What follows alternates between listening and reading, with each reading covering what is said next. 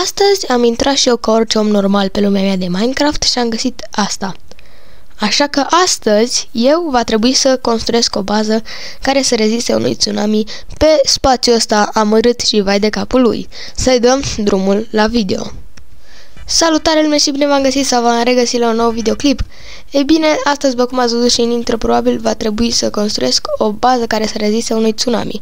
Așa că să începem. Imediat voi da drumul la timer. Regulile sunt în felul următor. Nu am voie să folosesc bedrock sau lavă, pentru că dacă aș folosi lavă, apa s-ar transforma în obsidian. Și încă o chestie, nu am voie să construiesc de desubt. Și acest tsunami nu este un tsunami normal. Acesta, dacă te ajunge, dacă intri în el, îți dă damage și te omoară extrem de rapid. Deci va trebui să avem foarte mare grijă. Stați un pic să pornesc și eu timerul imediat. 30. Așa. Punem timerul acolo frumos și i-am dat start și ok, putem începe să construim. În primul rând, haideți să facem din obsidian baza. Avem și armură de obsidian. Am adăugat niște moduri noi de data trecută. Ok. Am ales un spațiu mai mic pentru că nu ne trebuie nouă cine știe ce.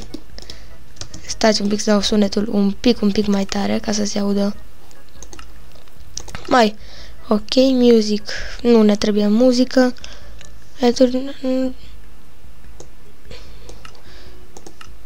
Perfect. Vreau să fac baza cu obsidian și pe părți, practic, să pun geamuri de acelea super rezistențe. Nu să vedeți voi la ce geamuri mă refer, dar probabil că știți. Ok. Ceva de genul ar fi pe jos, baza. Ok. Ok. Și o să încerc să nu mai dau așa de mult cu fil ca data trecută. Perfect. Deci, acest tsunami este, în primul rând, extrem de înalt și când te atinge, efectiv mori. Da. Dacă mai vreți videouri de genul acesta cu tsunami-uri, dați și voi un like și un subscribe, pentru că eu chiar depun extrem de multă muncă pentru aceste videoclipuri. E bine, poate nu extrem de multă, dar durează să le editez, să pun muzica de pe fundal, așa că dacă apreciați ceea ce fac eu, dați un like, dar foarte important, dați un subscribe, pentru că mai avem foarte puțin și vom ajunge la suma de 60 de abonați și chiar aș vrea asta să văd dacă mă aud perfect. Data trecută la videoclipuri cu zombie a trebuit să pun sunetul peste video. O zic că chiar mi-a ieșit bine și probabil că voi posta 2 videouri pe săptămână. Săptămâna viitoare și săptămâna verde pentru noi, deci o să vină și acolo videouri interesante. Poate chiar 3, cine știe. De obicei nu prea am timp să fac videouri pentru că durează destul de mult și să le editezi și să faci thumbnail-ul ok, ca să nu zică lumea că nu ai depus efort pentru thumbnail. Sper că nu se aude mouse-ul, dacă se aude mouse-ul îmi pare foarte rău. O să mă uit eu pe filmare după aceea. Ok. Și cam aceasta ar fi podiaua noastră. Și acum ok, avem reinforce F.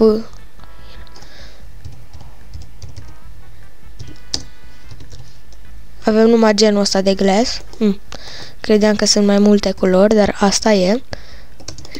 Ăsta nu se unește, dar nu e problemă. Vreau să vină ceva de genul, ca să putem vedea ce se întâmplă afară totuși. Aș vrea să fac mai multe chestii, așa că de aceea mă grăbesc puțin.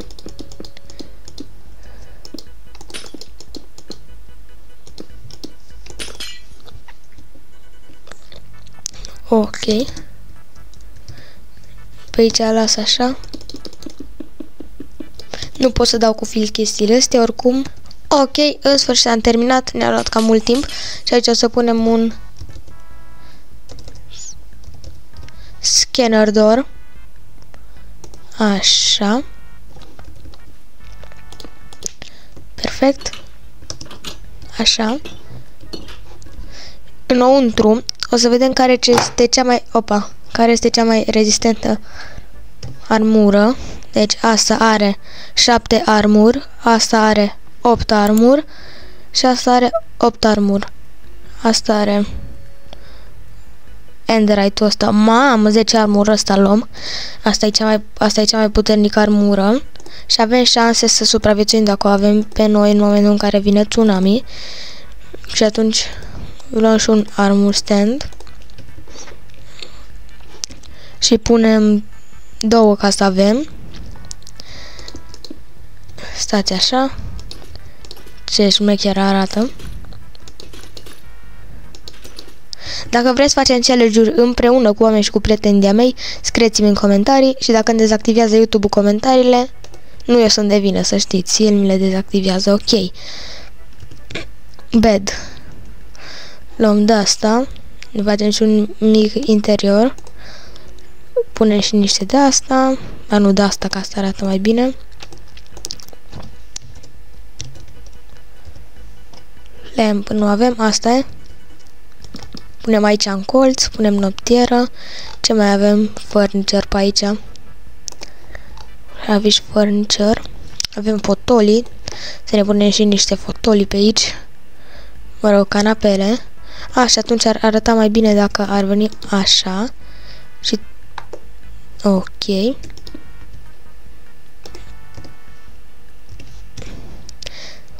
Wow, avem și blocuri de netherite.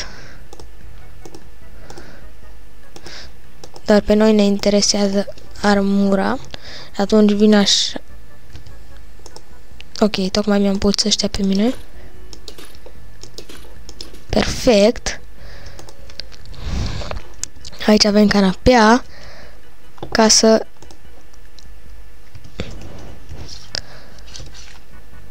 table.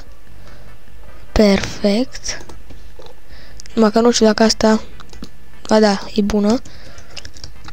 Dar totuși parcă e prea apropiat așa. Perfect. Și pe masa asta n-avem televizor, asta e. Atunci luăm mai asta și așa, flower pot ăsta.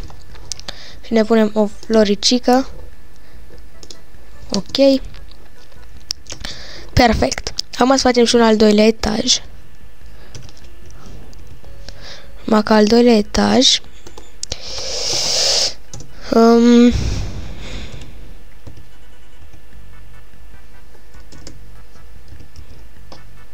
da, iar am uitat cum se scrie scară.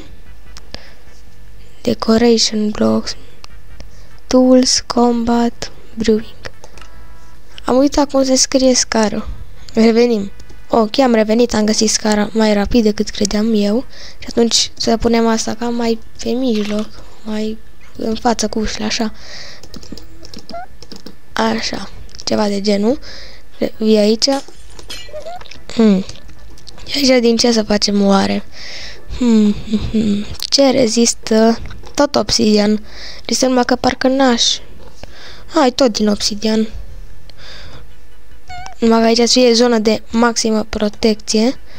Nu luăm pe ăsta reinforced, că n-arată obsidian. Ăsta e crying obsidian. Ok. Și atunci facem podioa cu crying obsidian. Da, îi dăm numai pe aici, că n-arată bine și pe acolo.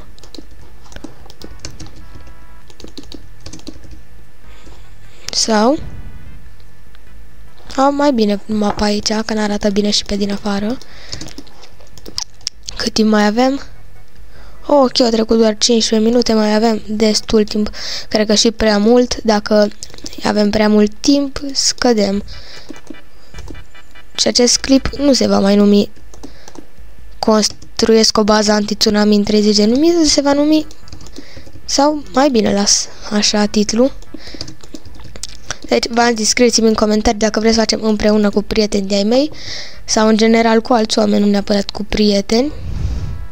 Ok, și atunci venim aici. Bam. Și bam, îi tragem și pe aici una. Așa, când vii direct... Da, dacă o să fac asta, sigur nu o să mai supraviețuiesc tsunamiului, dacă se întâmplă asta și atunci. Ok, și atunci, da și pe aici, cu de-asta. Ceva nu e ok aici. Ar mai veni așa, și atunci ar mai veni pe aici. Aici ar veni de fapt obsidian. Și atunci ar veni... Ok, perfect. Acum e bine. Și atunci îi dăm cu obsidian pe aici, pe margini. Nici nu știu ce curge roșu pe acolo, nici nu vreau să știu. Ok. Sper că nu vă plictisesc când dau cu obsidian, doar mie mi se pare ok să pun și obsidian și ziceți-mi cum e mai bine, cu subtitrări sau fără subtitrări. Eu zic că fără e mai ok așa, dar la videoclipurile cu FNAF, cum n-am nici muzică pe fundal, cum n-am nimica, ce muzică să pui pe fundal la alea cu FNAF, tot mai nu e ok, da, tot nu e ok ceva. Atunci vin aici și pun de-astea aici. Perfect, acum mai bine. La videoclipurile cu FNAF, ce muzică să pui pe fundal? Adică, dacă pui de-aia scary, prea scary și jocul nu e așa de scary încât să pui de-aia. Dacă pui de asta fericită, nu se potrivește. Deci, da, acolo mai bine pun subtitrări ca să, în locul melodiei de pe fundal sau muzicii. Dar aici eu zic că la videoclipurile cu Minecraft mai bine pun muzică pe fundal. Și ok.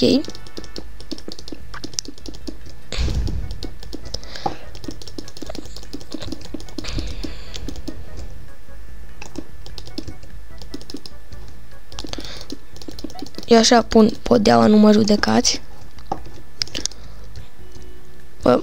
Așa.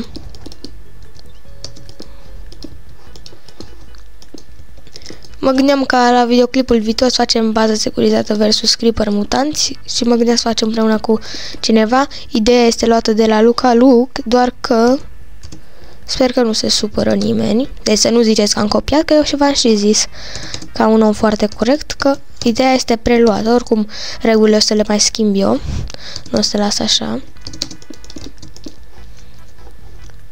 Ce e aici? Ok, e o diferență. Punem și în partea asta. 2, 3, 4, 5, ok? Da, e ok. 1, 2, 3, 4, 5. Ok, ar trebui să fie bine. Și atunci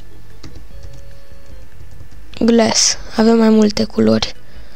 Da, nu știu de ce n-am găsit. Atunci punem o culoare care să se potrivească. Mai bine punem un mov.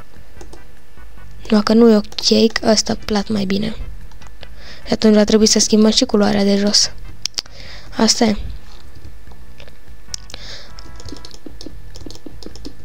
Aici voi pune numai în față, ca să văd ce vine din față. Și în rest, nu, că nu are sens. E și mai greu să pui geamul ăsta, plus că trebuie să-l schimbăm și pe ăla de jos. Sau mai bine, pe ăla de jos îl lăsăm așa, nu? Da, mai bine lăsăm așa, arată ok. De ce să-l schimbăm? Și atunci îl schimb numai pe ăsta, pun așa în față. Să văd și eu dacă vine tsunamiul. Ăsta ar trebui să reziste la tsunami. Sper că rezistă, că nu mi se sparg. Sper. Cât timp mai avem? 11 minute. Perfect, ducem chiar bine. Sper că nu se aude cum suflu un microfon iar. Ok. Atunci dacă vin numai așa cu de-asta numai în față.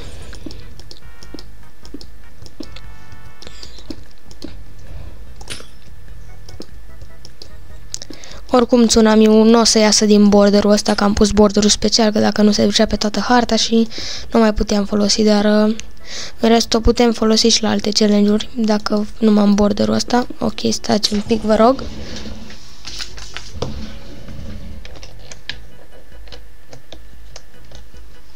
Merge puțin mai legli acum, pentru că am pus laptopul la încărcat, acum merge bine iară.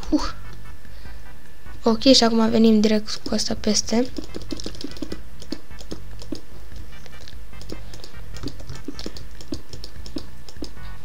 Ok.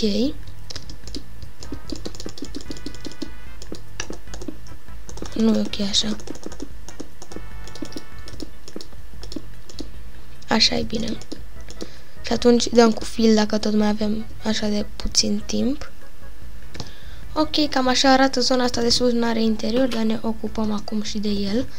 Și mai avem 7 minute. Ok, destul de bine, pentru că nu mai vreau să fac multe chestii, vreau doar să înconjur zona asta, sau înconjurez.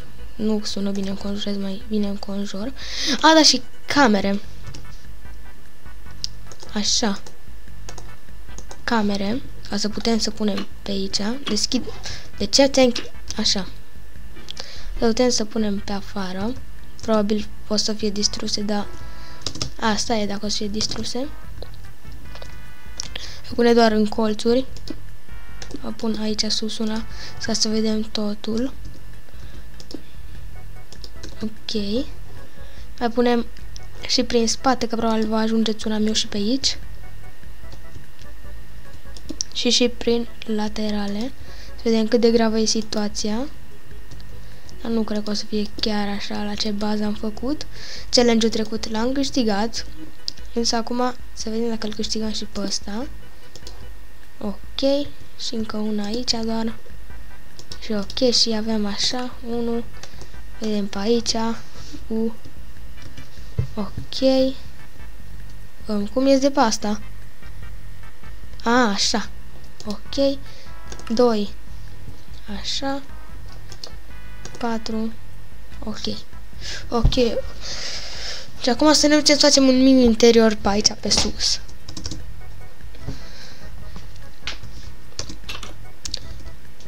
Că pe jos am făcut ceva. Dacă pe... Dă-te mă să... Așa. Golden apple-uri enchantate. Punem așa. Chest. Punem în ăsta cu parolă. Parola e 00. 5 de 0.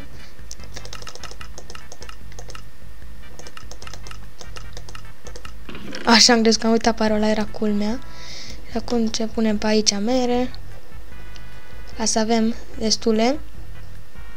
Și mai punem și pe aici. Ok. Ceva mâncare? Nu cred că mai avem.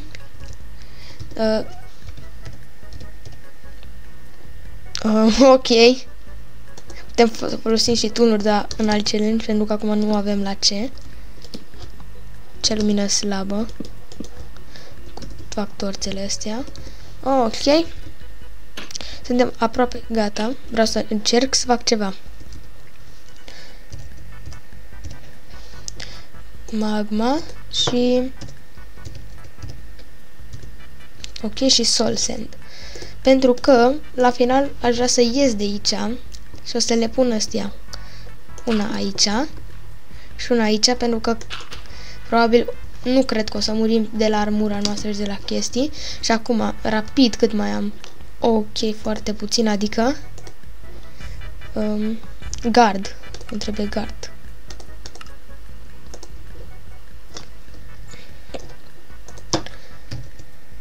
Oak. Așa. Vreau așa de asta cu electroshock. Și nu știu, punem cât mai putem aici în față, că nu mai avem mult timp oricum. Nu ajută, probabil o să ajute doar ca să nu intre apa pe aici.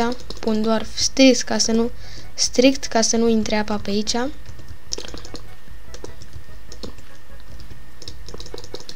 Ok, haide. O să pun doar în față, că pe laterale n-are sens, că tsunami o să vină ori de acolo, ori de acolo. De fapt, ba da, trebuie să punem și în celelalte părți. O să-l pun eu mai înalt și revenim. Ok, mai am 1 minut și un pic. Imediat termin aici de lucrat. Să văd dacă chiar am pornit filmarea. 1 minut și 9 secunde. Ok. Terminam cât de repede. Nu mai pun 3 rânduri. Pun doar atâtea. Perfect. Gata. Tu poți să te duci aici. Nu se topește, ciudat. Ok. Asta o am. Restul putem să aruncăm.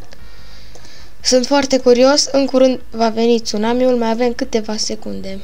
În primul rând, vreau o barcă.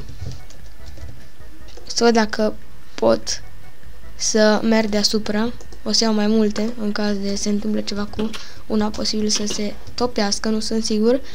Și atunci vin pe aici sus, vedem ce mai e pe aici.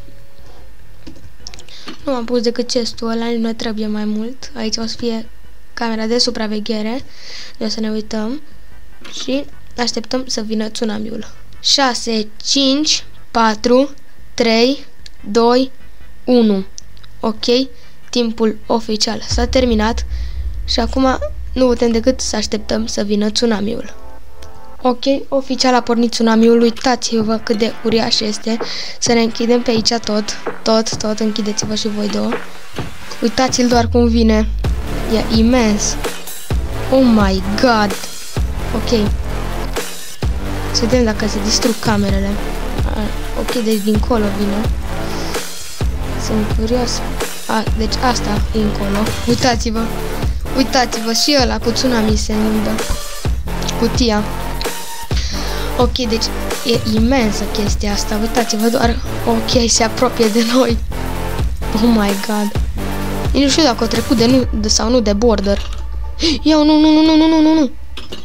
Închideți-vă. Nu, închide-te. M-am mâncat pe mine să-mi pun uși de astea. Ok, se apropie, încet se apropie. Oh. Uitați-vă cât de aproape. Aștem, ține gardul nostru sau nu? Da, nu a ținut. Ok, în momentul adevărului, rezistă geamurile astea? Oh my god, se simte puțin lag. Ok, rezistă. Ok, uitați-vă de ce sunt aici și uitați-vă și de border a trecut tsunamiul ăsta. Uitați-vă, a trecut și de border. Ok, deci harta asta o să dăm delete, la nu mai putem folosi. Ok, și să vedem pe aici. Village-ul ăsta iară nu a avut nicio șansă, rip villageri. Și acum să revenim. Ok, să luăm armura asta. De ce am luat loc? Habar n-am. Dă-te mă jos așa. O pun pe... Opa, stați că trebuie să fiu pe survival, am uitat. Oricum supraviețuiam și pe survival. Și mi-am pus armura pe mine, asta o aruncăm, nu mai trebuie. Avem un lag extraordinar. Și acum, în momentul adevărului, luăm și niște enchanted golden apple-ului. Să vedem, putem să notăm pe acest tsunami sau nu. Deci challenge-ul a fost acceptat. Deci am câștigat practic la acest challenge, dar acum să vedem dacă... Ok, ia-l și hai să vedem dacă putem sau nu, dacă funcționează măcar lava și alea. Să vedem. Ok. Nici măcar nu funcționează, hai să vedem. Murim sau nu? Hai. Da, n-ai avut cum, deci n-ai nicio șansă la tsunamiul ăsta. Ok, unde am fost spawnat?